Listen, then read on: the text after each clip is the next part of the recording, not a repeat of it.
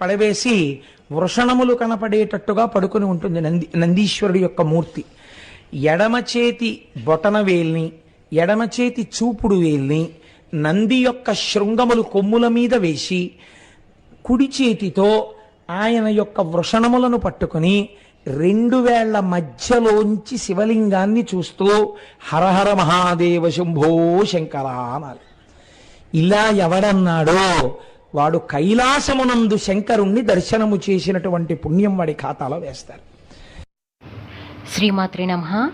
Jhansi trending shorts ఛానల్కు స్వాగతం. మీరు కనుక మన ఛానల్ని మొదటిసారి చూస్తున్నట్లయితే ప్లీజ్ సబ్స్క్రైబ్ చేసుకోండి. మరిన్ని డివోషనల్ స్టోరీస్ కోసం మన ఛానల్ని అందరికీ షేర్ చేయడం మర్చిపోవద్దు. ఈ వీడియో కనుక మీకు నచ్చినట్లయితే ప్లీజ్ ఒక లైక్ అయితే ఇవ్వండి. శివాలయానికి వెళ్ళినప్పుడు మనకి ఎదురుగుండా ముందు దర్శనమిచ్చేటటువంటి భగవన్మూర్తి నందికేశ్వరుడు. ఆ నందీశ్వర దర్శనం చేసి మనం అప్పుడు శివాలయంలోకి ప్రవేశించాలని శైవాగమం మాట్లాడుతోంది. ఈ నందీశ్వరుని యొక్క ఆవిర్భావం ఏమి? సాధారణంగా దిండి ముండి అని ఇద్దరు ఉంటారు శివాలయంలో అయితే. విష్ణువాలయంలో అయితే జయ విజయ అని ఇద్దరు ఉంటారు. వీరు ద్వారపాలకులు. స్వామివారి యొక్క రాజద్వారానికి అటు ఇటు ఉండి కాపు కాస్తూ ఉంటారు. అంతవరకు బాగుంది. విష్ణువాలయంలో అయితే గరుడాళ్వారు ఉంటారు. వారిని సేవిస్తారు, వారికి నమస్కరిస్తారు. కానీ గరుడాళ్వార్ అలా శ్రీ మహావిష్ణువుకి ఎదురుగుండానే ఉండాలని కానీ, లేకపోతే గరుడాళ్వారు ఎదురుగుండా లేనటువంటి విష్ణువాలయం ఉండకూడదని కానీ విష్ణు ఆగమంలో ఉన్నట్లుగా మనకు అనిపించదు. ఎందుచేతనంటే మనం అనేక వెంకటేశ్వర స్వామి వారి దేవాలయాలు చూస్తుంటాం. ధ్వజస్తంభంలోనే కింద గరుడు ఉంటుంటాడు. అంత మాత్రం చేత ఒక్కొక్కసారి ఆళ్వారులలో పక్కనున్న దేవాలయాలు ఉన్నాయి. కానీ శివాలయం అనేటప్పటికీ శివలింగం ఎంత ముఖ్యమో నందీశ్వరుడు అంత ముఖ్యం. ఇది ఎందుకు జరిగింది, ఎలా జరిగింది? అలా ఒక వృషభ రూపమై ఈశ్వరుడు నన్ను క్షమించుగాక ఒక పశువు శివుడి ముందు కూర్చునేటటువంటి అధికారమును ఎలా పొందినది? ఇది కేవలం అలా పడుకోవడం కాదండి. ఒక ఎద్దు మీరు శివాలయం తాలూకా మెట్టు దాటి లోపలికి వెళ్ళగానే ముందు కనపడేది ధ్వజస్తంభం, దాని తర్వాత కనపడేది నందీశ్వరుడు. ఆ నందీశ్వరుడు అసలు ఎలా ఎందుకుంటాడో అన్న విషయం మీకు అర్థమైతే జీవితంలో మీరు 100 మెట్లు ఒక్కరోజు ఎక్కేసినట్టు. అన్ని కొత్త విషయాలు మీకు తెలుస్తాయి. కాదు, అది విన్నంత మాత్రం చేత కొన్ని గొప్ప ఫలితములు కలుగుతాయి. ఇప్పుడు మీరు అవధరించండి. ఒకానొక సమయంలో శిలాదుడు అనబడేటటువంటి ఒక మహర్షి, ఆయనకి ఒక చిత్రమైన కోరిక కలిగింది.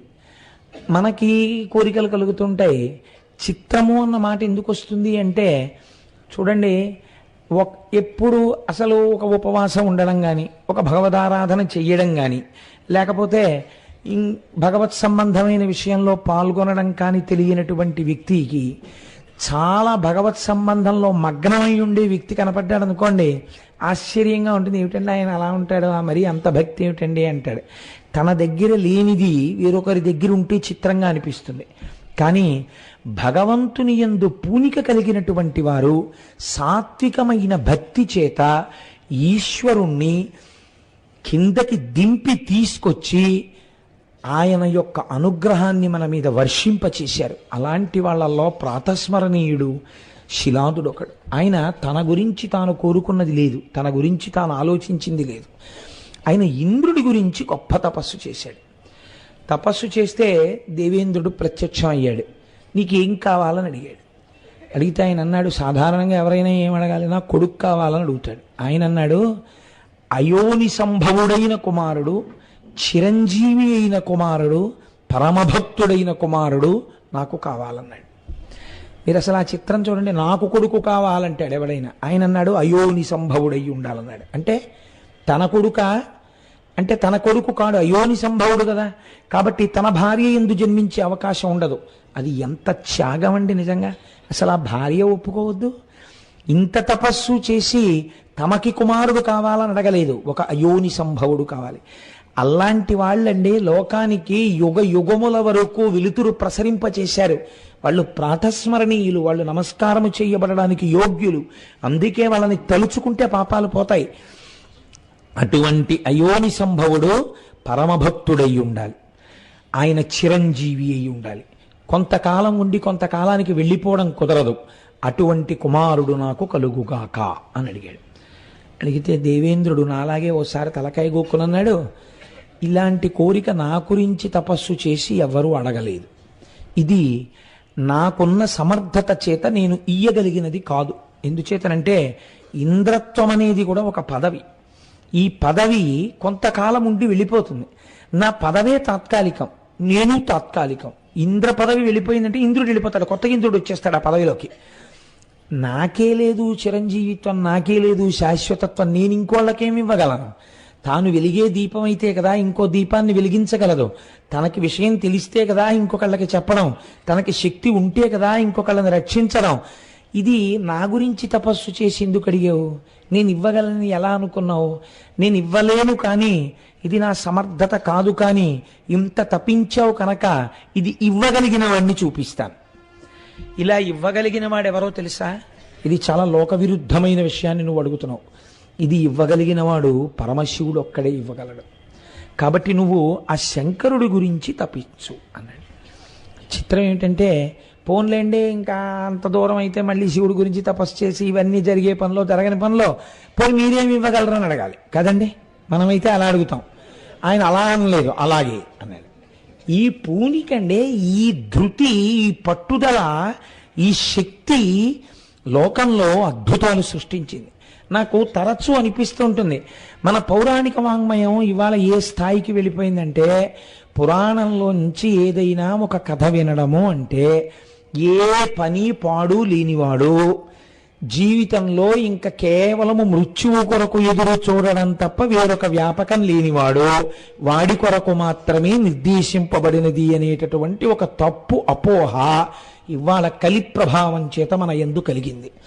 నిజానికి మీరు ఇది ఎవరు వినాలి? నేనైతే అనుకుంటాను, ఈ విషయాన్ని నాకు మనస్ఫూర్తిగా చెప్పుకోవాలంటే ఎవరికి చెప్పాలనిపిస్తుందో తెలుసా అండి? కాలేజ్ గోయింగ్ చిల్డ్రన్ అందరినీ కూర్చోపెట్టి పట్టుదల అన్నది ఎన్ని అద్భుతాలని ఆవిష్కరించింది ఈ దేశంలో. కొన్ని కోట్ల మంది వానరులు కింద ఉండిపోతే ఏ శపథమన్వేష్టం చారణా చరితే పథి, నేను వెడతానని సంకల్పించారు హనుమ. ఈ ఏషా, అందుకే అంత మాట వేసేశారంతే మహర్షి. అసలు సంకల్పించాడు రా, వీళ్ళందరూ కింద కూర్చున్నారు వెళ్ళలేమని, వెడతానన్నాడు. అదే గొప్ప. ఎవడు అసలు లోకమునంతా ఏ పోకళ్ళలో పోతోందో ఆ పోకళ్ళలో పోకుండా నేను ఒక కొత్త విషయాన్ని సాధిద్దామని బయలుదేరిన మొనగాడున్నాడే, వాడి వల్ల లోకానికి అద్భుతాలు జరుగుతాయి. తను నిద్రపోవాలన్న విషయం, తన అన్నం తినాలని విషయం, తను కాఫీ తాగాలన్న విషయం మర్చిపోయారు అబ్దుల్ కలాం గారు. ప్రొఫెసర్ పిలిచి నువ్వు 7 రోజులలో ఈ ప్రాజెక్ట్ ఇవ్వాలి అంటే ఆయన మర్చిపోయారు. మర్చిపోతే అటెండెంట్ ఆయనకి జ్ఞాపకం చేశాడు, మీరు కాఫీ తాగలేదు, మీరు అన్నం తినలేదు అని. ఈ పట్టుదల ఇవాళ భారతదేశ రక్షణ సామర్థ్యమునందు కొత్త కొత్త ఉపగ్రహ సృష్టికర్తయ్యి, వీరు వారు అని లేకుండా అందరి చేత గౌరవింపబడగలిగినటువంటి ఒక మహోన్నత సంస్కారిని తీర్చిదిద్దింది రాష్ట్రపతిగా. అందుకే చూడండి, ఈ సంకల్ప బలం పిల్లల్లో చేర్చాలనో ఏమిటో ఆయన తాపత్రయం. ఎక్కడికొచ్చినా ఆయన పిల్లలతో మాట్లాడడానికి ఇష్టపడతారు. నాకు తెలిసి సర్వేపల్లి రాధాకృష్ణన్ గారి తర్వాత అంతలా పిల్లలకి చేరుకై మాట్లాడడానికి ఇష్టపడేటటువంటి గురుస్వరూపం అబ్దుల్ కలాం గారు. మహనీయుడు మహనీయుడే, వారిని స్మరించడమే సంతోషం. కాబట్టి చూడండి, శిలాదుని యొక్క పూనిక చూడండి, ఇది కొత్త కోణం తొడగాలి. ఇది కదండి, ఇంతమంది దేవతలు, ఇంతమంది దానవులు క్షీరసాగర మథనం చేశారు, హాలాహలం వస్తే పారిపోయారు. మరి శిలాదుడు ఒక్కడు, హనుమ ఒక్కరు, వీళ్ళు చరిత్ర సృష్టించారు. ఎందుకు సృష్టించారు అంటే వాళ్ళ సంకల్ప బలాలు అటువంటివి. నేను ఇవ్వలేని శివుణ్ణి అడిగన్నాడు. ఇంద్రులని సృష్టించగలిగిన వాడు నాకు లొంగుతాడా, నాకు కనపడతాడా అని బెంగ పెట్టుకోలేదుట. తపస్సు చేశాడు. ఎక్కడ కూర్చుని చేశాడో తెలుసా అండి తపస్సు? వజ్రముల వంటి పళ్ళు కలిగినటువంటి పురుగులు ఎక్కువగా ఉండే ప్రాంతంలో కూర్చుని తపస్సు మొదలెట్టాడు. అంటే మనస్సు అంతర్ముఖం అవదు. ఎందుకు అవదు? వాటికి ఒక లక్షణం ఉంటుంది. నిశ్శబ్దంగా కూర్చుంటే చుట్టూ చేరి తమ వజ్రముల వంటి దంతములతో కొరుక్కు తినేస్తాయి శరీరాన్ని. కాబట్టి కూర్చోగానే దోమలు ఎక్కువగా ఉంటేనే సంధ్యావందనం కుదరదు. అలాంటి పురుగుల మధ్యలో కూర్చుని ఇంకా ధ్యానం ఏమిటండి, తపస్సు ఏమిటి? కానీ ఆయన సంకల్ప బలం చూడండి, తనకి తాను పరీక్ష పెట్టుకున్నాడు. అక్కడ కూర్చుని తపస్సు మొదలెడితే కొద్ది కాలం అయ్యేటప్పటికీ శిలాదుడు అనబడేటటువంటి రూపం అక్కడ లేదు, అస్థిపంజరం ఒకటే ఉందంతే. అంటే మిగిలినటువంటివన్నిటినీ తినేసాయి పురుగులు. ఎముకలు తప్ప అన్నీ తినేస్తే మహానుభావుడు పళనిలో ఉన్నటువంటి సుబ్రహ్మణ్యేశ్వర స్వామి వారి తొడ కింద గోరు పెట్టి గీరేవారట. గీరితే చిన్న ముద్దలా వచ్చేది. ఆ ముద్ద రాస్తే కుష్ఠరోగం పోయేది. మొన్న నాకెవరు మన వేలుగురి స్వామి చెప్తున్నారు, అదే మందు. దక్షిణ భారతదేశంలో ఒకప్పుడు కుష్ఠరోగం వస్తే పళని సుబ్రహ్మణ్యేశ్వర స్వామి వారి దగ్గరికి వెళ్ళడం, తొడ కింద గీరి మందు తెచ్చుకోవడం. అలా గీరగా ఆయన తొడంతా చెక్కుకుపోయింది కొన్నాళ్ళకి. ఇప్పుడు అభిషేకం కూడా ఆయనకి ఉదయాస్తమాన సేవ అయింది, ఎందుకంటే తొడంతా గీసుకుపోయింది. మహానుభావుడండి. అలా గీరితే శిలా విగ్రహం అయితే అందులోంచి అంతంత ముద్దలు ఎలా వచ్చాయి? ఎన్ని వేల మందికి కుష్ఠవ్యాధి నయమైందో పళని సుబ్రహ్మణ్యేశ్వర స్వామి వారి తొడలోంచి వచ్చిన ముద్దలతోటి. కనుక ఆయన శరీరం అంతా తినేస్తే అస్థిపంజరం ఒకటే ఉంది. ఇప్పుడు మీరు అనకూడదు కాబట్టి అనరు, కానీ చర్మమే తినేస్తే కన్నుల వంటి మెత్తటి వాటిని వదిలిపెడతాయండి. కాబట్టి అవి కూడా తినేస్తే ఏమున్నాయి? ఏమీ లేవు. ఎముకలు ఒక్కటే ఉన్నాయి, అస్థిపంజరం ఒకటే ఉంది. అస్థిపంజరం ఉంటే ఎలా బతికాడండి అని మీరు నన్ను అడగచ్చు. నేను అస్తమానం చెప్తుంటాను, ఒక్కొక్క యుగమునందు ఒక్కొక్క లక్షణం ఉంది. అస్థిగత ప్రాణులు, ఎముకలుంటే బతుకుతారు వాళ్ళు. కాబట్టి ఇప్పుడు ఆయన అంతర్ముఖుడై చైతన్యవంతుడై ఉన్నాడు. ఇటువంటి తపస్సు బహుశಃ నేను చదివినటువంటి పురాణ వాంగ్మయంలో చాలా అరుదు. నేను ఇది చదివినప్పుడు మొట్టమొదటిసారి కాసేపు కుర్చీలో వెనక్కి పడిపోయాను కాదు, అలా ఉండిపోయాను. అసలు ఆ పద్యం చదువుకున్నప్పుడు నేను చాలా పద్యాలు తగ్గించేస్తున్నాను. అంటే ప్రధానమైన అంశం అందించడం ప్రధానం, అవతల పూర్తి చేసేయవలసిన రోజు దగ్గరికి తరువుకు వచ్చేస్తోందని. అంటే శివమహాపురాణం అంటే మహాసముద్రం, ఏదో కొంత అందించామన్న తృప్తి. కనుక చిత్రం ఏమిటో తెలుసా అండి? శంకరుడు ప్రమదగణములతో పార్వతీ సహితుడై సుబ్రహ్మణ్య గణపతులతో కలిసి అక్కడ సాకారముగా ప్రత్యక్షమయ్యారు. అంటే ఏకకాలమునందు కొన్ని కోట్ల సూర్యులు అక్కడ ప్రకాశించారు. ఈయనకి బహిర్ముఖుడు కాలేదు. సాధారణంగా భగవంతుడు ప్రత్యక్షమైతే తపస్సు చేసేవాళ్ళు బహిర్ముఖులు అవుతారు, ఈయన అవలేదు. అవకపోతే నీళ్లు జల్లితే బహిర్ముఖుడవడానికి స్పర్శేంద్రియమైన చర్మం లేదు. అయితే జటాజూటం నుంచి నీళ్లు చల్లచ్చు. ఇప్పుడు బయటికి తేవడానికి శంకరుడు ఏం చేశాడో తెలుసా అండి? అసలు సృష్టిలో ఇలాంటిది జరగలేదు. తన కుడికాలు పైకెత్తి కుడికాలి బొటన వేలుతో ఆయన యొక్క మూడవ కన్ను అనగా జ్ఞాననేత్రం ఉండేటటువంటి ఆజ్ఞాచక్రము దగ్గర పెట్టి ఆపెట్టలాగా అప్పుడైన బహిర్ముఖుడయ్యాడు. అసలు నిజంగా ఇలాంటి స్థితి పొందిన మహాపురుషుడు ఉంటాడండి. శంకరుడు యొక్క కాలి బొటన వేలు జ్ఞాననేత్రమునందు కొంతసేపు తగిలి ఉంటే తప్ప అసలు బహిర్ముఖుడు అవల. ఈయన తపస్సు చూసి పొంగిపోయి ఏమయ్యా దేని గురించి తపస్సు చేశావు అని అడిగాడు. ఆయన ఉన్నట్లు చెప్పాడు, నేను ఇంద్రుడి గురించి తపస్సు చేశాను. ఆరాధయ మహాదేవం తత్పుత్ర వినికామ్యయా సర్వేశ్వరో మహాశక్తః సతే పుత్రం ప్రదాస్యతి. నువ్వు ఆ శివుడి గురించి తపస్సు చేస్తే ఆయన నువ్వు కోరుకున్న లక్షణములున్న కొడుకునిస్తాడని చెప్పాడు ఇంద్రుడు. అటువంటి కొడుకు కోసం తపస్సు చేశాను అన్నాడు. ఇప్పుడైతే నీకు ఎటువంటి కొడుకు కావాలని అడిగాడు ఆయన. ఇప్పుడు శంకరుడిని చూడగానే ఆయన ఆనందంలో ఒక్క మాట కలిసిపోయింది. ఏంటది? నీలాంటి కొడుకు, అయోనిజుడు, పరమభక్తుడు నాకు కొడుకుగా కావాలన్నాడు. ఈ మాట అనేటప్పటికీ శంకరుడు నవ్వి నాలాంటి కొడుకు వేరొకడు లేడు, నేనే నీకు కొడుకుగా రావాలి, లొంగిపోయాను నీ భక్తికి, కనుక నేనే వస్తాను నీకు కొడుకుగా. అంటే ఇప్పుడు ఏ స్థితికి తీసుకొచ్చాడండి పరమాత్మని తన తపస్సుతో? శంకరుణ్ణి జన్మలేని వాణ్ణి నన్ను ఎవరో అడిగారు ఇవాళ, మా డాక్టర్ గారిలో ఉన్న ఆఫీసులో అడిగారు, శివుడికి బాల్య క్రీడలు ఉండవా అండి అని. పార్వతీ కళ్యాణం విందురు కానీ డాక్టర్ గారు, అందులో మీకు తెలుస్తుంది శివుడికి అసలు జననం ఉందో లేదో, తల్లిదండ్రులు ఉన్నారో లేరో, ఎంత చిత్రమైన ఘట్టాలు నడిచాయో ఆ పార్వతీ కళ్యాణంలో. పార్వతీ కళ్యాణం లాంటి ఆఖ్యానం బహుశా ఎక్కడ లేదండి సృష్టిలో. ఎదర విందురుగానే వచ్చేస్తుందో వారం రోజుల్లో. కనుక ఇప్పుడు అటువంటి కొడుకంటే నేనే నీకు కుమారుడిగా వస్తాను కనుక చాలా సంతోషం, నువ్వు తపస్సుని విరమించు.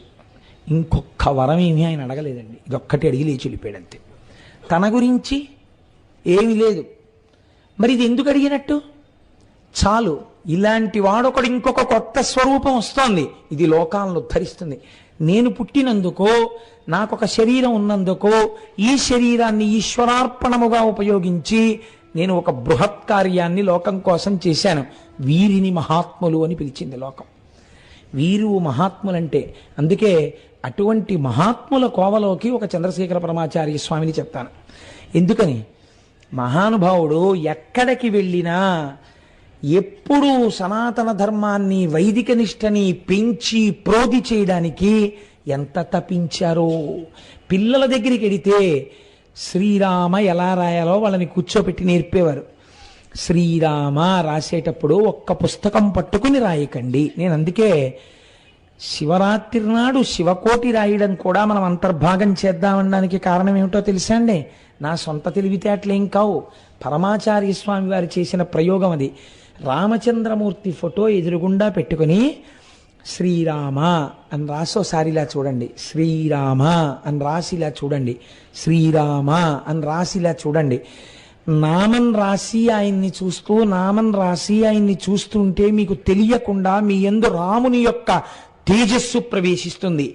ఇందులో కొంతమంది రామచంద్రమూర్తులైతే ఈ దేశంలో ఆర్షధర్మం నిలబడుతుంది. శంకరులు మమ్మల్ని అందుకే వినియోగించారనేవారు. అంతక తప్ప నా గొప్ప ఇది నా ఆలోచన అనేవారు కాదైన. తన కోసమని ఆయన చేసింది, ఇది నేను చేస్తున్నానని చేసినది. పరమాచార్యుల వారిదేదీ లేదు. అంటే మహాపురుషుడండి చంద్రశేఖర పరమాచార్య అంటే, ప్రాతస్మరణీయుడు. ఆయన పేరు తలుచుకుంటే పాపాలు పోతాయి. కనుక పరమశివ సుతుని అయోజు సురుచిర నవినాశు నీకు జోకగువానిన్ పరమకృప నిమ్ము మురిషద వరమిది ఏ సర్వలోక వంద్యపదాబ్జ. అన్ని లోకముల చేత నమస్కరించేటటువంటి పాదపద్మములు కలిగినటువంటి ఓ శంకరా, నీ వంటి కుమారుడను నాకియ్యి. ఎటువంటి వాడు? సురుచిర అవినాశు, నాశనము లేనటువంటి వాణ్ణి నాకు కటాక్షించు. నీకు జోకగువాని, నీతో సమానమైన వాణ్ణి నాకు కొడుకుగా అయ్యి. అలాగేను అన్నాడు స్వామి. కొంతకాలం అయిపోయింది, ఈయన ఇంటికి వెళ్ళిపోయాడు. వెళ్ళిపోయి ఒకానొక నాడు పరమశివ సంబంధమైనటువంటి ఒక యజ్ఞకార్యాన్ని నిర్వహించడం కోసమని భూమిని దున్ని యజ్ఞశాల నిర్మాణం చేసి అగ్నిహోత్రాన్ని వ్రేల్చడం కోసమని కొన్ని గుండములను ఏర్పాటు చేసి ఆ యజ్ఞాన్ని నిర్వహణ చేస్తున్నాడు. నిర్వహణ చేస్తుండగా ఆ యజ్ఞవాటి యందున్నటువంటి అగ్నిగుండంలోంచి ఒక మూర్తి ఆవిర్భవించారు. ఈయన తరుణేందు కిరీటముతో, సురుచిర భస్మానులిప్త శుభ్రతనువుతో, వరభుజ చతుష్టయముతో, హరువుగ బాలకుడు పొడమె హరునంశముతో. వచ్చినటువంటి వాడు ఎటువంటి వాడు? ఇలా పైకొస్తుంటే ముందు తల మీద ఏం కనపడిందిట? తరుణేందు కిరీటముతో, చంద్రరేఖతో కూడినటువంటి కిరీటం ఉన్నవాడు. ఇది ఒక్క పార్వతీ పరమేశ్వరులే ధరిస్తారు. కళాభ్యాం చూడాలంకృత శశికళాభ్యాం అంటారు శంకరాచార్యుల వారు. అటువంటి చంద్రరేఖతో కూడుకున్నటువంటి కిరీటమును ధరించినటువంటి వాడు, సురుచిర భస్మానులిప్త శుభ్రతనువుతో, ఏ విధమైనటువంటి మలినము లేకుండా ప్రకాశించిపోతున్నటువంటి తెల్లనైన శరీరము మీద అలదినటువంటి భస్మతో కూడినటువంటి శరీరమున్నవాడు, వరభుజ చతుష్టయముతో, 4 భుజములు కలిగినటువంటి వాడు, హరువుగ బాలకుడు పొడమే హరునంశముతో, పరమశివుని యొక్క అంశ చేత అట్లాంటి పిల్లాడే బాలశివుడా అన్నట్టుగా ఆవిర్భవించాడు. చిన్ని శివుడేమో అన్నట్టుగా ఆయన్ని చూడగానే పొంగిపోయాట. ఎవరు? శిలాదుడు. దేనికి పొంగిపోయాడు? నేను లోకములు కన్న తండ్రిని చూశాను, ఎవరూ చూడలేని మూర్తిని చూశాను, పార్వతీ సహితుణ్ణి. ఆయనే నేను నీకు కొడుకుగా వస్తానన్నాడు. నీకు జోగపు పుత్రుని అన్నందుకు ఆయనే చిన్ని శివుడిగా వచ్చాడు. ఆ శివుడే ఇప్పుడు చిన్ని శివుడు. చిన్ని శిశువు కీర్తన చేస్తారు అన్నమాచార్యుల వారు. అలా చిన్న శిశువుగా వచ్చి చిన్న శివుడిగా కనపడ్డాడు.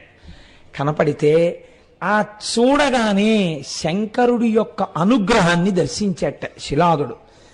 దర్శించి ఆ పిల్లవాణ్ణి చూడగానే ఎక్కడ లేని ఆనందము పైకి పొంగి పొరలింది కాబట్టి నంది అని పిలిచట.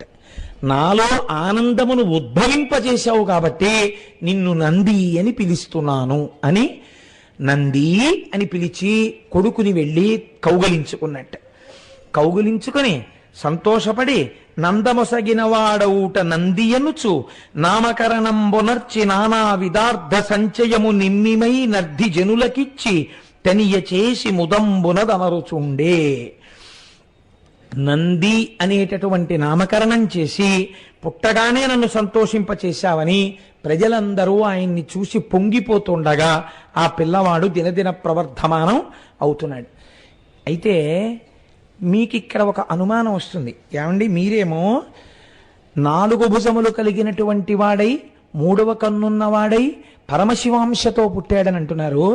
శివాలయంలో ఉండేటటువంటి నందీశ్వరుడేమో అదే రూపంతో ఉండొచ్చు కదా, మరి అలా ఉండకుండా ఒక వృషభాకృతిలో పడుకొని ఉంటాడు కదా, ఆయన ఒక ఎద్దుగా ఉంటాడు కదా, అలా ఎందుకు ఉండవలసినటువంటి అవసరం ఏర్పడినది అంటే శాస్త్రం అంది శివునకో ధర్మమునకో అభేదము. ధర్మమే శివుడు. ఎందుకని? శివుడిలోంచి వేదములు వచ్చాయి. వేదములు దేని గురించి చెప్తాయి? ధర్మము గురించి చెప్తాయి. కాబట్టి ఇప్పుడు ఆయన నీలాంటి కొడుకు కావాలన్నప్పుడు వెంటనే పిలిచి ఆది వృషభాన్ని పిలిచేట. ఆ ఆది వృషభమునకు ధర్మము అని పేరు. అంటే వృషభ జాతి ఎందున్న మొట్టమొదటి వృషభమేదో అది ఆది వృషభం. అందుకే ధర్మము లోపించిపోయిందనుకోండి కలియుగంలో, ఇంకా అంతమైపోవలసి వచ్చింది, ఇంకా ధర్మము లేదు అని ఎవరు కనిపెట్టాలి? ఎవరు ధర్మాకృతియో వారు కనిపెట్టాలి. అందుకే ఎవరు లేస్తారు కలియుగానికి ముందు అంటే శ్రీశైలంలో ఉండేటటువంటి శనగల బసవన్న లేస్తారు. లేచి ఒక పెద్ద రంకె వేస్తాడు. ఆయన రంకె వేసిన తర్వాత ఇంకా కలియుగాంతం ప్రారంభం అవుతుందని. కాబట్టి ఇప్పుడు ఆ వృషభాకృతియే ధర్మాకృతి. కాబట్టి ఇప్పుడు ఈ ఆది వృషభం ఏది ఉన్నదో ధర్మస్వరూపమై దాన్ని పిలిచి నీవు నందీశ్వరుడిగా అంటే మీకేమర్థమైంది? ఎవడు ధర్మాన్ని పట్టుకుంటాడో వాడు ఆనందాన్ని పొందుతాడు. కాబట్టి నువ్వు ధర్మస్వరూపానివి, నంది స్వరూపంగా నా స్వరూపంగా శిలాదుడికి అయోనిజుడిగా జన్మించు అని శాసనం చేశాడు. అందుకని ఆయన ముందు బాలశివుడిగా దర్శనమిచ్చాడు, అభేద దర్శనమిచ్చాడు. శివుడికి తనకి భేదం లేదు, బాలశివుడై ఉన్నాడు. అందుకని ఇలా దర్శనమిచ్చాడు. కొంతకాలం అయింది. ఒక ఆశ్చర్యకరమైన సంఘటన జరిగింది. కొంతమంది దేవతలు వచ్చి వాళ్ళతో అన్నారు, అయ్యో శిలాదుడా, నువ్వు 1కి 1 విన్నావు, నువ్వు అడిగినదొకటి నీకు ఇయ్యబడినదొకటి. నువ్వు ఎటువంటి స్వరూపాన్ని కోరావో అటువంటి స్వరూపాన్ని నీకు ఇచ్చారు. కానీ పిల్లవాడిది అల్పాయుర్దాయం. ఆయన జ్ఞానము చేత చిరంజీవి అవుతాడు, కానీ ఈ శరీరము చేత చిరంజీవిత్వం లేదు, అలా ఉండడు. ఈ పిల్లవాడు ఆయుర్దాయం అయిపోయిందన్నారు. శిలాదుడు బాధపడి వెంటనే శోకిస్తుంటే ఈ పిల్లవాడు చూసి నందీశ్వరుడు, ఎందుకంత బాధపడతారు నాన్నగారు? నేను శంకరుడి గురించి తపస్సు చేస్తానని మార్కండేయుడు ఎలా తపస్సు చేశాడో అలాగే ఈయన కూడా తపస్సు ప్రారంభించాడు. ఈయన చేసినటువంటి తపస్సు చేత ప్రీతి పొందినటువంటి శంకరుడు మళ్ళీ ఈయనకి ప్రత్యక్షమయ్యాడు. ఏమిటి ఇవాళ ఇన్ని పురుగుల కింద ఉన్నాయి? ఈయనకి ప్రత్యక్షమై ఆయన అన్నాడు, ఇట్లు అయ్యయ్యో పిల్లవాడా, నువ్వు ఎంత భక్తితో తపస్సు చేశావురా, నేనే పరీక్ష పెడదామని మీ ఇంటికి వాళ్ళని పంపాను తప్ప నీవు చిరంజీవివే. మీ నాన్న అడిగినప్పుడే చిరంజీవి అయిన కుమారుడు కావాలన్నాడు. నేను తథాస్తు అన్నాను. నేను తథాస్తు అన్న తర్వాత నీకు మృత్యువు ఎక్కడి నుంచి వస్తుంది? కానీ నా మీద నీకెంత పూనిక ఉన్నదో చూడడం కోసమని ఈ పరీక్ష చేశాను. నీ పూజకి నీ తపస్సుకి నేను పరవశించాను. ఇట్లు చెప్పి శిరంబున నెసగు హేమ కమలహారము శైలాదిగళమునందు వేసి అంతనే అతడును వెలసె పంచముకుడు త్రినయనుడు దశభుజుడు నగుచు. పొంగిపోయాను రాని తన మెడలో ఉన్నటువంటి బంగారు పద్మములతో కూడినటువంటి హారాన్ని ఒక దాన్ని తీసి ఎదురుగుండా ఉన్న పిల్లవాడి మెడలో వేశాట. ఒక్కొక్కసారి చమత్కారంగా ఉంటుందండి. ఒకడే భగవంతుడని చెప్తున్నా, గృహస్థులందరినీ ఉద్ధరించి రామాయణం చెప్పుకున్నా, 5 పైసలు ఆశించకుండా మహానుభావుడు ఎన్ని వేల మందినో ఉద్ధరించినా ఆయన శంకర మఠంలో కూర్చుని చెప్తుంటే, ఆయన పుట్టినటువంటి సంప్రదాయం ప్రకారం ఆయన బుద్ధపుండ్రాలు పెట్టుకున్నారు. నీకు వచ్చిన నష్టం ఏమిటి? ఆయన ఎప్పుడైనా ఎవరినన్నా నిందించారా, దూషించారా? 10 మందితో మంచిగానే మాట్లాడారు. ఆయన శివానంద లహరి చెప్పుకున్నారు. నాకు తెలిసి శ్రీభాష్యోపలాచార్య స్వామి వారు అలా భేదంతో ఎప్పుడూ మాట్లాడలేదు. నేను మా దొరగారు వెళ్ళి పక్కన కూర్చుంటే ఎన్ని మాటలు దక్షిణామూర్తి స్తోత్రం గురించి, శివానంద లహరి గురించి మాట్లాడారు. వారికి ఉత్తరాలు రాశారు కొంతమంది. నువ్వు వైష్ణవుడవు, నువ్వు శంకర మఠానికి వచ్చి ఉపన్యాసాలు ఎందుకు చెప్తున్నావు? ఇది శంకరాచార్యుల వారి మఠం, నువ్వు చెప్పొద్దని. ఆయన మనస్సు కుంది ఆయన ఉపన్యాసాలు చెప్పడం మానేశారు, కానీ ఈ ఉత్తరాల గురించి చెప్పలేదు. ఎందుకు లేనిపోని ఇబ్బందులు అని ఆయన కనీసం ఇది ప్రస్తావన చేయలేదు. చెప్పకుండా మానేస్తే తెలుసుకునే వాళ్ళు ఎవరో ఉంటారు కదండి, అంతేవాసులు దగ్గర వాళ్ళు ఉంటారు, వాళ్ళకి తెలిసిపోతుంది. వాళ్ళ ద్వారా తెలిసి, అయ్యో చూసావా ఇంతటి మహానుభావుడి మీద కూడా బురద చల్లే వాళ్ళ లోకంలో ఉంటారు అని తెలుసుకుని, ఇది ఆనాడు పెద్ద దిక్కు కనుక పరమాచార్య స్వామి వారికి చెప్పారు. పరమాచార్య స్వామి వారు వెంటనే కంచి నుంచి పీఠకానుకలతో సహా ఒక మనిషిని పంపారు. మీరు వైదిక ధర్మ ప్రచారం చేస్తున్నారు, మీరు వైష్ణవుడైనంత మాత్రం చేత శంకర మఠంలోకి రాకూడదని ఎవరన్నారు? శంకరులు విష్ణు సహస్రానికి భాష్యం ఇచ్చారు. మీరు వచ్చి శంకర మఠంలో కూర్చొని ప్రసంగాలు చేయవలసినదిగా కంచి పీఠాధిపతిగా నేను ఆహ్వానిస్తున్నాను అని వారిని ఆహ్వానించి పీఠకానుకలు పంపారు. అప్పలాచార్య స్వామి వారు మళ్ళీ వచ్చి కూర్చుని ప్రసంగాలు చేశారు. అవి పెద్ద మనస్సులంటే. అందుకని వారు ప్రాతస్మరణీయులయ్యారు.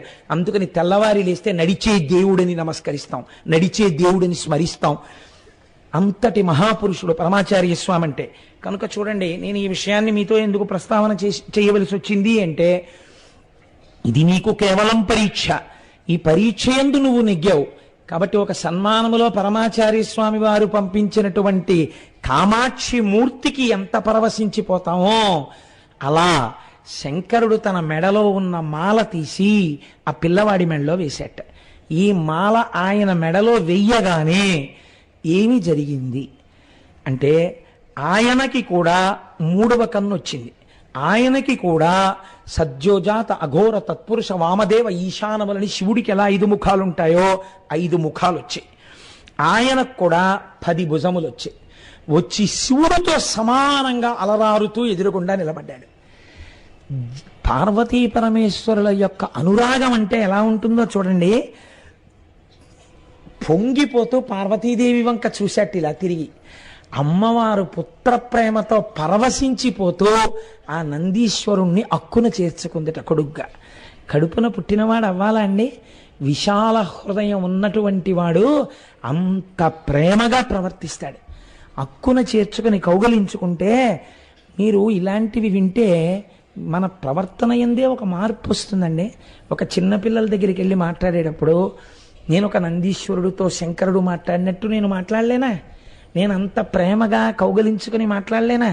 ఎందుకు లేనిపోని డాంబికంతో కూడిన ప్రవర్తన? వాడు చిన్నవాడు కాబట్టి నాకేదో చెయ్యాలి, నాకు కుర్చీ వెయ్యాలి కాదు.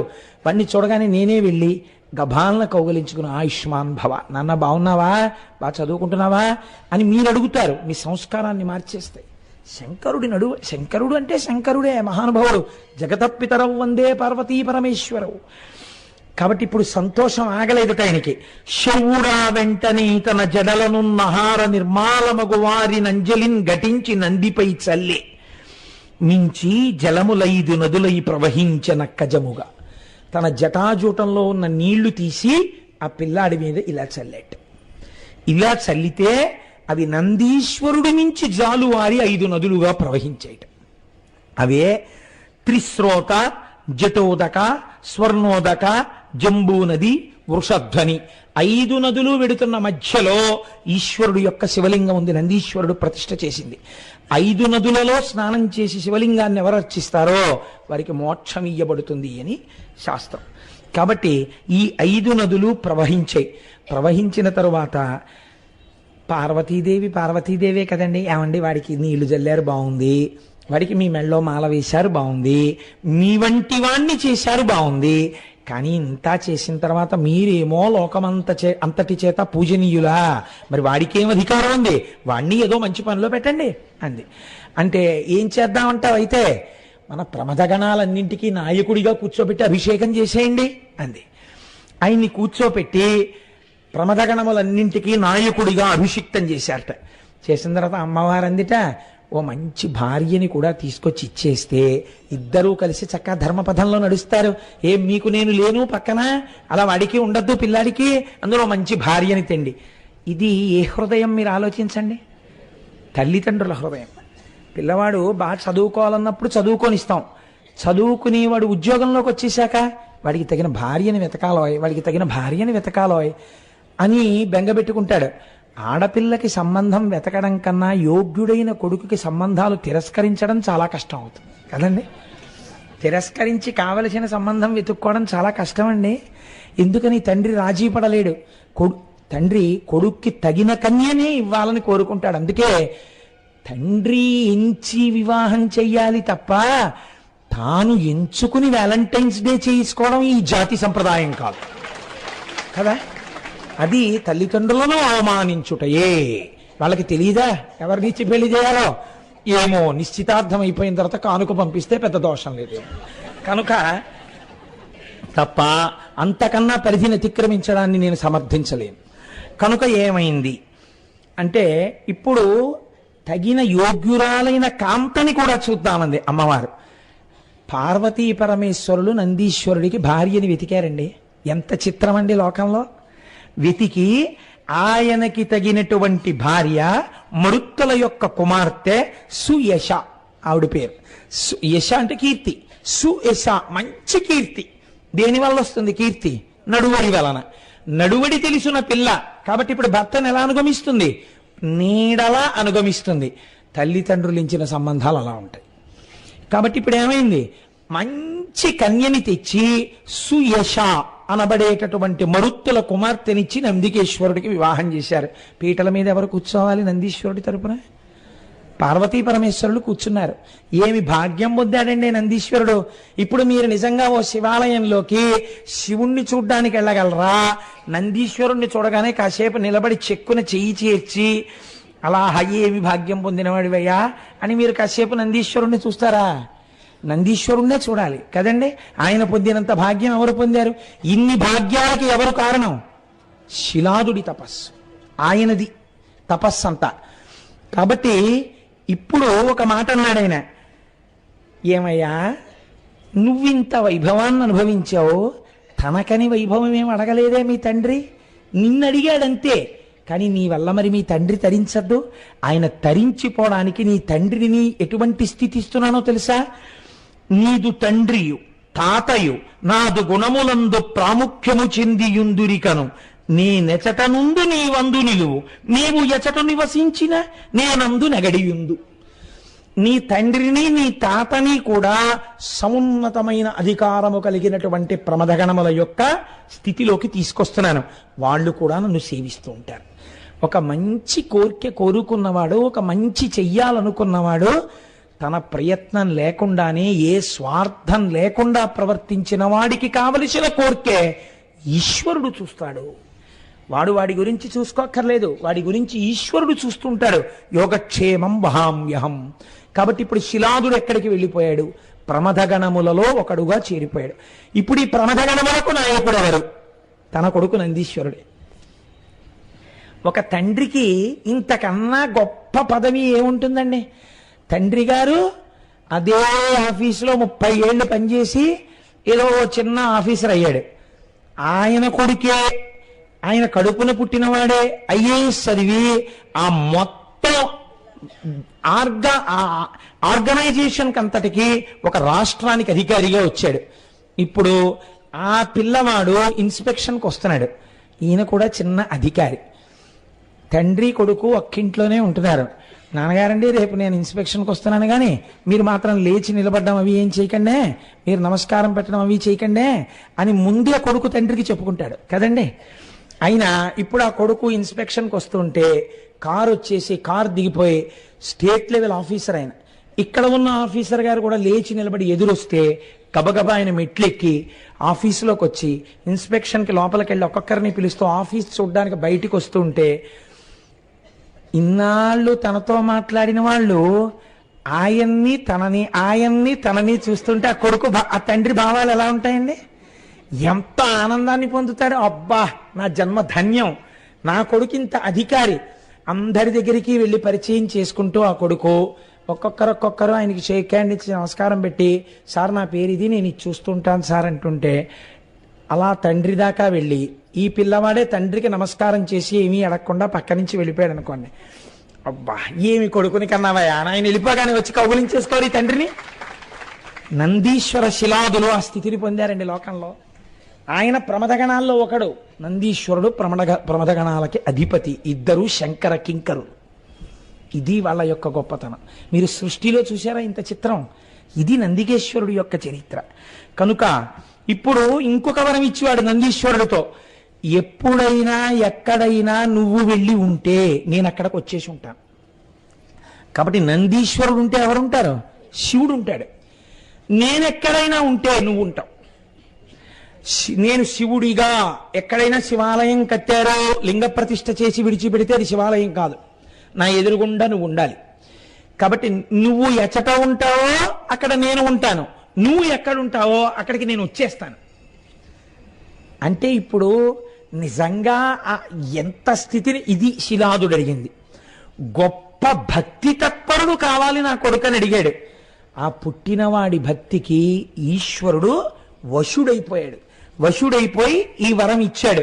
అయితే చిత్రం ఏమన్నారంటే ఇందులో, ఈ లీల ఎవడేనియు లోలమతిన్ వినినా చదివినా లోకసుఖంబు చాలబడసి పరమందున నీలగ్రీవని పదంబు నెక్కును మౌనుల్.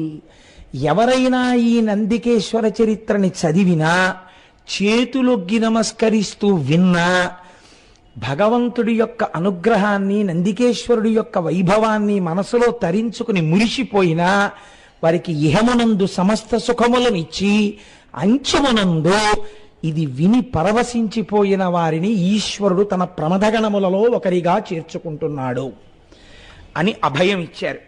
అయితే మీరు ఒక చిత్రం చూడండి, నందీశ్వరుడు వృషభంగా ఎందుకుంటాడు అన్న విషయాన్ని మీకు నేను విజ్ఞాపన చేశాను, ఆది వృషభము అని. అయితే శైవాగమం ఒక ఆంక్ష విధించింది. శివలింగ దర్శనం చేసేటప్పుడు శివాలయంలో మనం వెళ్ళాం కదా అని చెప్పి నందీశ్వరుడి పక్క నుంచి వెళ్ళడం కానీ, నందికి శివుడికి మధ్యలోంచి వెళ్ళడం కానీ చేయరాదు. శివాలయంలో దర్శనం చేసేటప్పుడు ఎలా చెయ్యాలో శైవాగమం చెప్పింది. అలా తప్ప వేరొకలా దర్శనం మీరు చెయ్యరాదు. అలా చేస్తే ఏమవుతుందో తెలుసా అండి? వేరొక మాటలో చెప్పాలంటే శివుడి యొక్క కోపమునకు గురవుతారు. ఎందుకని అది శివుడి యొక్క వరం. ఎలా చెయ్యాలి? వృషస్య వృషణం స్పృష్ట్వా శృంగమధ్యే సదాశివం దృష్ట్వాక్షణం నరోయాతి కైలాసే శివసన్నిధిం. తోక పక్కకి పడవేసి వృషణములు కనపడేటట్టుగా పడుకుని ఉంటుంది నందీశ్వరుడి యొక్క మూర్తి. ఎడమ చేతి బొటన వేల్ని, ఎడమ చేతి చూపుడు వేల్ని నంది యొక్క శృంగములు కొమ్ముల మీద వేసి, కుడి చేతితో ఆయన యొక్క వృషణములను పట్టుకుని 2 వేళ్ల మధ్యలోంచి శివలింగాన్ని చూస్తూ హరహర మహాదేవ శంభో శంకర అనాలి. ఇలా ఎవడన్నాడో వాడు కైలాసమునందు శంకరుణ్ణి దర్శనము చేసినటువంటి పుణ్యం వాడి ఖాతాలో వేస్తారు. కాబట్టి నందీశ్వరుడి యొక్క శృంగముల మధ్య నుండి తప్ప శివలింగ దర్శనము చేయరాదు. చాలామంది తెలియక ఏం చేస్తుంటారో తెలుసా అండి? శివాలయంలోకి నంది పక్క నుంచి లోపలికి వెళ్ళిపోయి ఆ శివలింగానికి నందికి మధ్యలో నిలబడతారు. అటువంటప్పుడు ఎవరైనా ఆగమం తెలుసున్నవాడు నందీశ్వరుడి యొక్క శృంగముల మధ్యలోంచి చూసే ప్రయత్నం చేస్తే అడ్డుగా నిలబడిన వాడి పృష్ఠభాగం కనబడితే వాడు ఖేదం పొందితే కొత్త పాపం కూడా వాడి ఖాతాలో పడుతుంది. అర్చకునకు తప్ప శివాలయములో శివలింగమునకు నందికి మధ్య తిరిగే అధికారము ఎవ్వరికీ లేదు. ఆయన నందీశ్వరుడు జీవుడికి సంకేతం, శివుడు బ్రహ్మమునకు సంకేతం. జీవబ్రహ్మల మధ్య భేదము చెప్పడం కానీ మధ్యలోకి వెళ్ళడం కానీ చేయరాదు. కాబట్టి ఎప్పుడూ అలా దర్శనం మాత్రం చెయ్యకూడదు. ఆ శృంగముల మధ్యలోంచి చూడాలి. ఒక్కసారి మాత్రం మినహాయింపు, ఎప్పుడు మినహాయింపు. ఆయనకి కవచం పెడతారు సాయంకాలం. కవచం అంటే అలంకారమైపోయినటువంటి మూర్తి, శివుడి యొక్క ఆ ఊర్ధ్వభాగం, వక్షస్థలం, శిరస్సు, చంద్రరేఖ, త్రిశూలం అన్నీ కనబడుతుంటాయి. ఆ కవచం తొడుగుతారు. అలా తొడిగి ఉంటే మాత్రం నంది శృంగములలోంచి చూడక్కర్లేదు. మీరు తిన్నగా శివదర్శనం చేయవచ్చు. శివదర్శనం ఇంకా అలా పెట్టిలేదు అంటే మీరు నందీశ్వరుడి యొక్క శృంగముల మధ్య నుంచే చూడాలి. అలా చూడడమే అంత అవసరమైతే అరటిపండు ముక్కలు పట్టుకెళ్ళి శివుడి ఆ నందీశ్వరుడి మూతికి రాసేయడం, కార్తీక దీపాలు పేరు చెప్పి నందీశ్వరుడి తోక కింద పెట్టేయడం, ఇవి ఎంత పాపభూయిష్టమైన పనులో మీరు ఆలోచించండి ఒక్కసారి. మనం చేసేటటువంటి పనులు పుణ్యం పేరుతో హద్దులేని పాపాలు చేస్తుంటాం. అలా చెయ్యకూడదు. మీరు ఇంకొకటి, ఎప్పుడైనా శివాలయం లోపలికి వెళ్ళి పూజ చేసుకోవాలనుకుంటే, మీరు శివాలయంలో ఏదైనా పూజకి ఇస్తున్నారనుకోండి, లోపలికి తిన్నగా వెళ్ళరాదు. శైవాగమం ఆంక్ష పెట్టింది. మీరు నందీశ్వరుడి శృంగములలోంచి శివలింగ దర్శనం చేసిన తరువాత ఆగి నందీశ్వరుడికి నమస్కరించి ఒక మాట చెప్పాలి. నందీశ్వర నమస్తుభ్యం సాంబానందప్రదాయక మహాదేవస్య సేవార్థం అనుజ్ఞాం దాతుమర్హసి అని అడగాలి. అయ్యా, ఎవరు నువ్వు? నందీశ్వర నమస్తుభ్యం, ఓ నందీశ్వరుడా నీకు నమస్కారం. సాంబానందప్రదాయక, స అంబ, అంబతో కూడినటువంటి శంకరుడి వలన మాయందు ప్రవర్తించవలసినటువంటి ఆనందమునకు కారణభూతుడమైనటువంటి వాడివి. మహాదేవస్య సేవార్థం, నేను మహాదేవుని యొక్క సేవ చేసుకోవాలని లోపలికి వెళ్ళాలనుకుంటున్నాను. అలా నేను సేవ చేసుకోవడానికి అనుజ్ఞాం దాతుమర్హసి, నాకు నీవు అనుజ్ఞను ఇయ్యవలసినది అని చెప్పి మీరు లోపలికెళ్ళి పూజ చేసుకోవాలంటే గోత్రనామాలతో ఇవ్వాలి తప్ప మీరు నందీశ్వరుని యొక్క అనుమతి లేకుండా శివాలయంలో పూజ చేయరాదు. ఈ నందీశ్వరుడు మీరు చూడండి, 4 పాదములతో చక్కగా అలా పడుకొని ఉంటాడు. ఆవిడ లేపాక్షి బసవయ్య లీచిరావయ్య కైలాస శిఖరిలా కదలిరావయ్య అని ఆ బసవయ్య ధర్మమునకు మారుపేరు. ఆ లేపాక్షిలో ఉండేటటువంటి బసవయ్య అంత అందంగా ఉంటాడు. ఆయన 4 పాదములతో పడుకుని ఉంటాడు. ఆ 4 పాదములు ఏమిటో తెలుసా అండి? అది ధర్మము. ఆ ధర్మము మీదనే భగవంతుడైనటువంటి శివుడు అధిరోహించి ఉంటాడు. మీకు ధర్మమే సమస్తమును తీరుస్తుంది. ధర్మమే సమస్తమునకు ఆలవాలమవుతుంది. ఆ ధర్మమే నందీశ్వరుడి యొక్క 4 పాదములుగా ఉంటుంది. ఆ 4 పాదములు ఏమిటో తెలుసా అండి? మీకు కనపడేటటువంటి డెక్కలు అవే సత్యము, శౌచము, తపస్సు, దయ. మీరు ప్రతిరోజు నందీశ్వరుడి యొక్క వృషణాల్ని పట్టుకుని ఆయన శృంగముల మధ్యలోంచి చూడడం మీకు అలవాటైతే మీకు తెలియకుండా ఈ 4 గుణాల్లో కొన్ని గుణాలు మీ యందు ప్రసరిస్తాయి. కనుక ఏమవుతుంది అంటే ఈ 4 పాదముల చేత నందీశ్వరుడు ధర్మమే తానై ఉన్నాడు. నాకు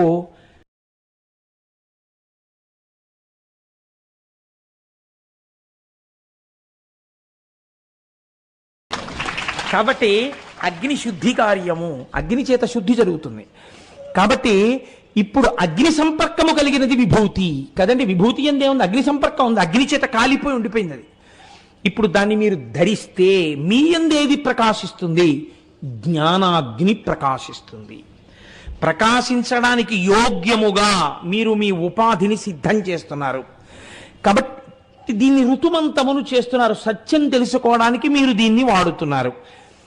ఈ లోకాలన్నీ లయమైపోతే ఏముంది? భస్మ ఉంది. శ్రీమాత్రే నమః. ఝాన్సీ ట్రెండింగ్ షార్ట్స్ ఛానల్కు స్వాగతం. మీరు గనక మన ఛానల్ని మొదటిసారి చూస్తున్నట్లయితే ప్లీజ్ సబ్స్క్రైబ్ చేసుకోండి. మరిన్ని డివోషనల్ స్టోరీస్ కోసం మన ఛానల్ని అందరికీ షేర్ చేయడం మర్చిపోవద్దు. ఈ వీడియో కనుక మీకు నచ్చినట్లయితే ప్లీజ్ ఒక లైక్ అయితే ఇవ్వండి. లోకాలన్నీ సృష్టి చేసేటప్పుడు మొదట ఏముంది? ఈశ్వరుడి దగ్గర భస్మం ఉంది, అంతే కదండి. నిన్న రాత్రి నేను